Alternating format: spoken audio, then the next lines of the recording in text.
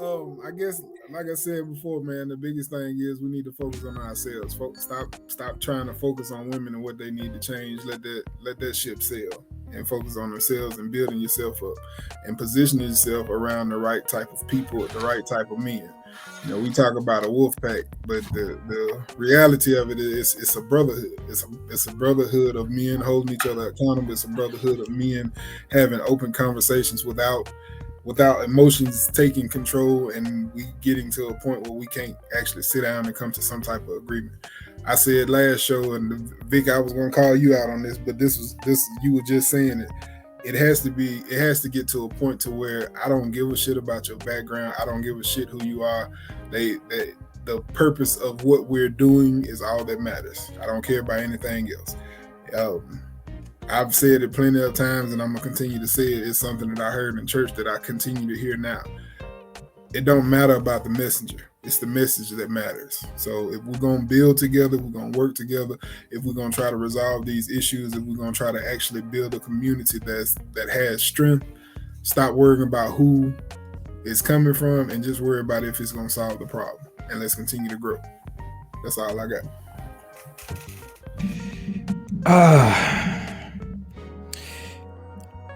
The black man and the black woman making peace with each other is bigger than the black man and the black woman. It is. It's bigger than any singular entity in our community. It is about the whole. That is why it is important for us to make peace with each other. It shouldn't matter what. It shouldn't matter who says what. As long as it makes sense and is good for the whole, it should be good. Everybody knows I love anime, and I'm going to keep going back to this. Humankind cannot gain anything without sacrificing something in return. To obtain anything, something of equal value must be lost. So we have to figure out what we need to give up in order to get this peace, because we need it. I said in the beginning, I'm tired of this fight. I don't want nothing to do with it. I didn't start it, so leave me out of it. And I'm not trying to be collateral damage in it. We need each other more than we need each other more than mainstream media would tell y'all that we need each other. And I'll just leave it at that. So pretty much all I want to say about this whole situation is I was speaking to Garfield about this kind of in the, in a private talk that we were talking about. I was telling him about the importance of black women and black men finding peace within each other, because to be quite honest, we are not going to build as a black nation unless we accomplish this. And black men and black women making podcasts about the negatives about each other, where is that going? I mean, it's not going anywhere. It's not fixing anything. Black women aren't listening to black men. Black men aren't listening to black women. Pretty much we're just hearing each other bash each other constantly. It's the most foolish thing I've ever seen in my damn life. And I think it was set up to be that way. And also I know that it's very lucrative to talk about these things, right? There's so much money in it, right? You just spoke on it. So much money in it. So this is the reason why we talk about it so much. And the thing is, like I said, it's not moving us forward. So what I encourage people to do, and what I would like to do, and something I'm working with in my locale myself, is getting around younger men and teaching them the old morals of what builds successful nations. And that number one moral is family. You have to build strong family units. If you look at all of the successful people in this world, and we're talking about groups, okay, group economics and things like that. So we're talking about Jews, we're talking about Asians, we're talking about Arabs, we're talking about Indians, we're talking about all those people. The one thing that you see is they have a tight bond, a tight knit family unit. Yes, they have divorces. Yes, they have things, that go awry in those relationships and things like. We understand that nothing's perfect, but they aren't in the shambles that we're in right now. And in today's society, when we're trying to break through the ceiling, this is the point in human history where, again, black people are going to eventually take the forefront of everyone. We were already there before. We already know our history. We understand that. So what we're trying to do is we're trying to break out of this insane shell that we're in right now that we can't seem to get ourselves out of, and we can't uplift ourselves because we keep fighting amongst each other. If it's not the men fighting men, it's the black men fighting black women, or it's the black women fighting black women, black women fighting black women. That's an issue. And as in a whole, it's a huge issue, and we have to understand we can't go forward. How do you get your education? Do you get your education in a quiet room setting, or do you get your education on a damn battlefield? Think about that. How can you educate yourself when you're constantly at battle with someone? Just think about trying to learn algebra 2 with guns shooting over your head. That's insane. You have to have peace. You have to. We have to all slow down, talk to each other, and make this thing work. Because if we don't, it's over for us. You can cancel it. Close the curtain. The fat lady has sung. It's over. We need them. They need us. I'm done. Man, y'all had me going. I had to write some stuff down so I could remember something. But first and foremost, and this is just me and my soapbox, we can't overlook our responsibility to protect the black woman, period. To me, you may not see it that way. I do, because I look at the black woman. She's the first teacher of our children. She's the mother of our children. She's the teacher of the next few generations. That mother, that woman, that whatever she is, that's what society is. So when we neglect her, we neglect our children, we neglect society. And I don't know where y'all came up with these stats, but I go to the schools and I work in the schools, volunteer, and I see, maybe if I do see a male there, it's the PE teacher or the janitor. But all of the women teach. All of the women are leading them. And then when you look at the parents for parent teachers conference, you don't see us there. You see a bunch of women there. So I don't know, where y'all getting these statistics talking about 2% are, the bad or whatever you were saying. And when it comes to our neighborhoods, we got to look at everything that goes wrong within our neighborhoods, within our houses, within our society.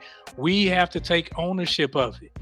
We got to make sure things are right, because what we do, we pass the buck. We say, well, if she wouldn't have did, well, if they wouldn't have done this. No, we need to take responsibility, and then things change. Because when we take responsibility, then I tell you, no, you effing up. I'll make sure you don't do it, because it reflects on all of us, not just you. And that's all I got to say on that, because I'm passionate about making sure that the family structure is correctly positioned and not just a person that can blame the left or to the right. No, the head got to be the head, and the head can't complain about what the butt doing.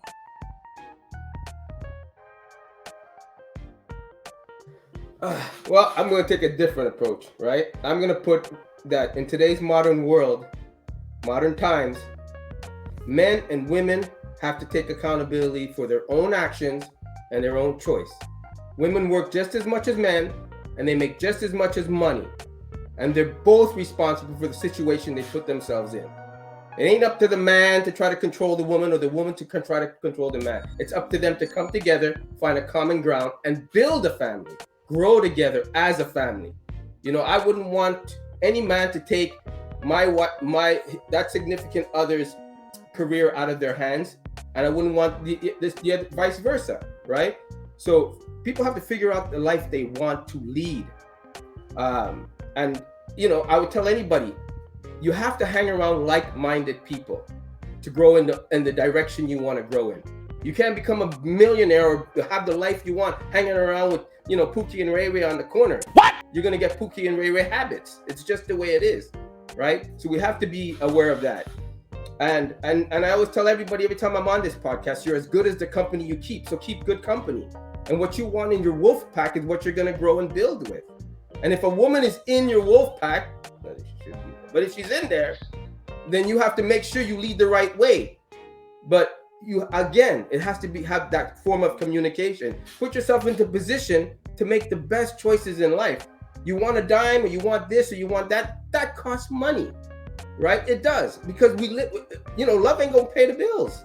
So I would encourage every man to put yourself into the position of the life you want to lead. So if somebody comes into your life, you're able to lead the way you want to lead, but come together with the decisions.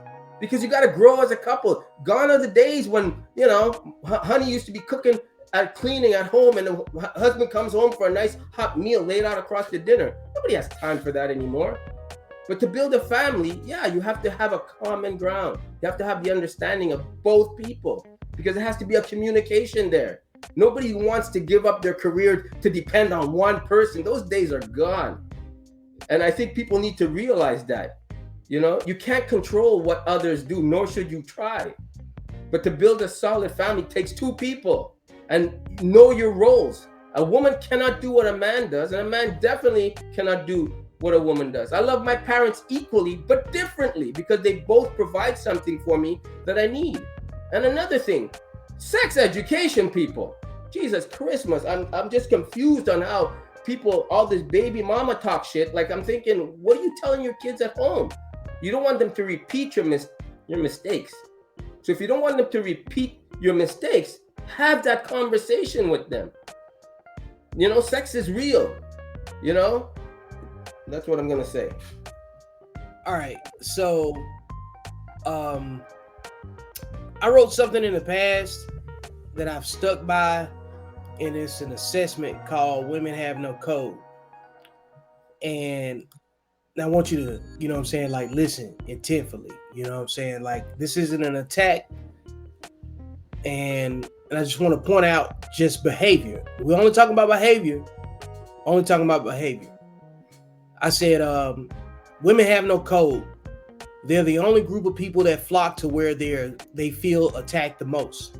They have terrible relationships with each other, from their mothers, sisters, and aunts and grannies.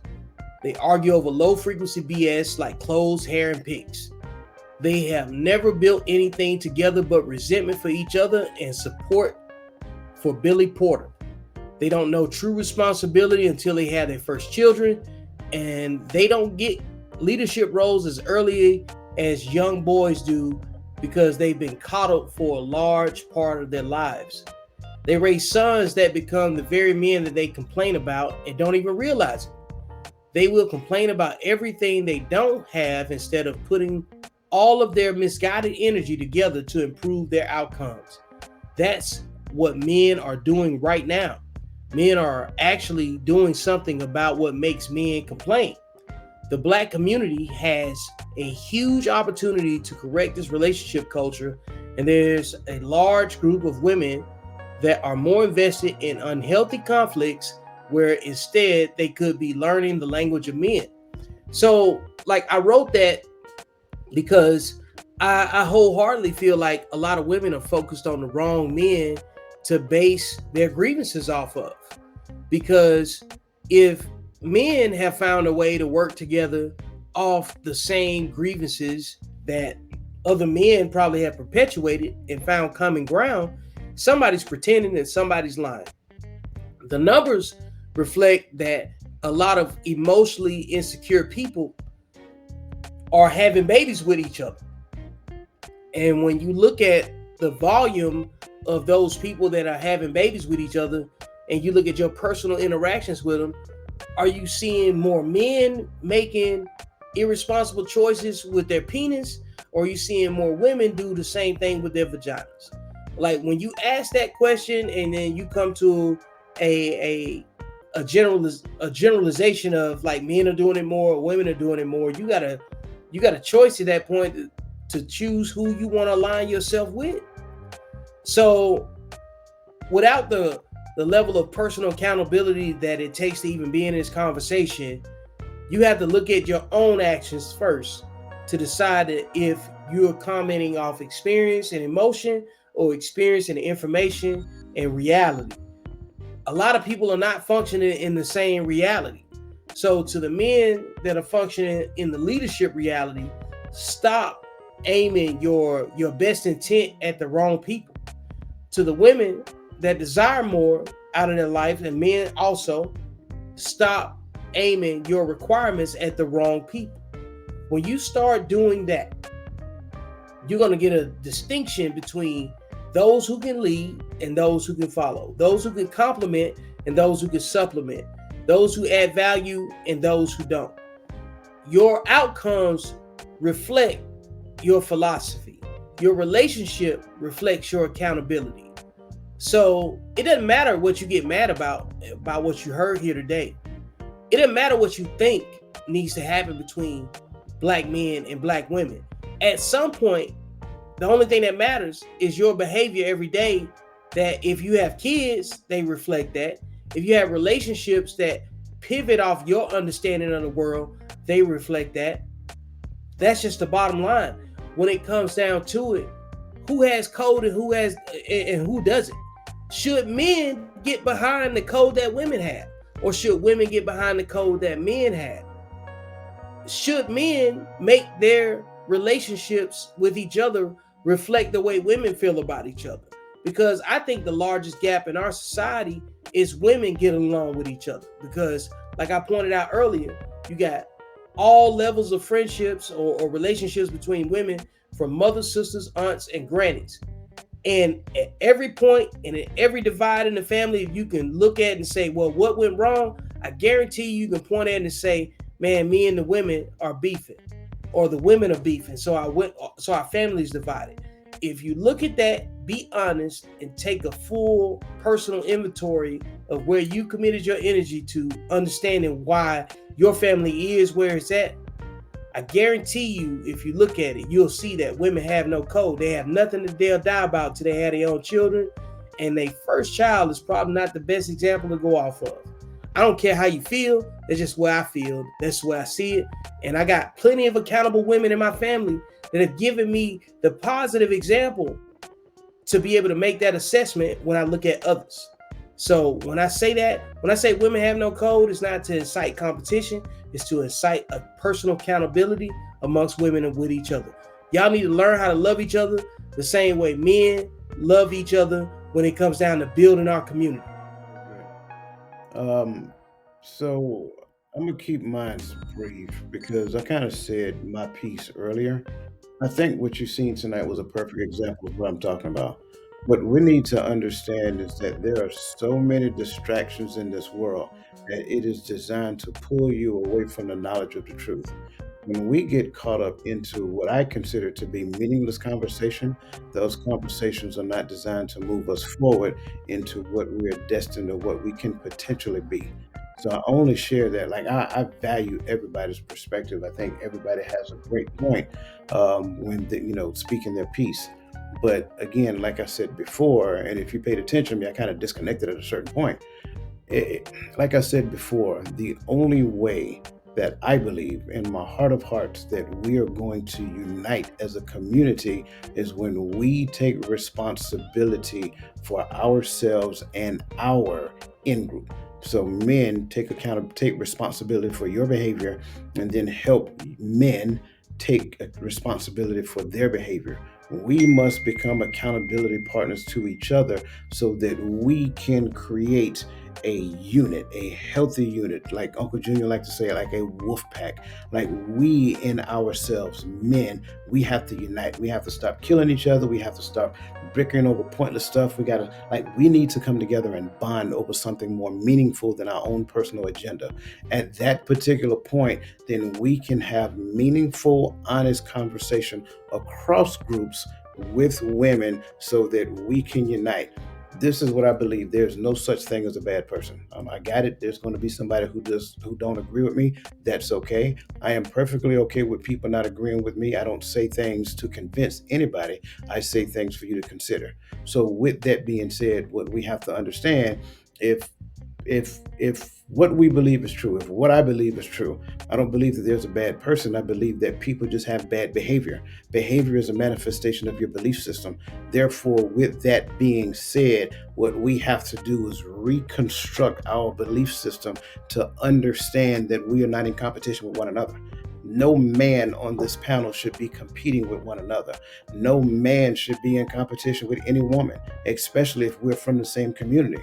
But we have to find a way to come together to unite for a greater cause outside of our own personal agenda. If we're still focused on our own personal agenda, you're not ready to unite. That's just the bottom line up front. So with that being said, stop participating in pointless, meaningless conversation. Stop victim blaming one another. Get to the point to where we realize that we need one another for the sake of our culture to come together and strive. And that's just my point.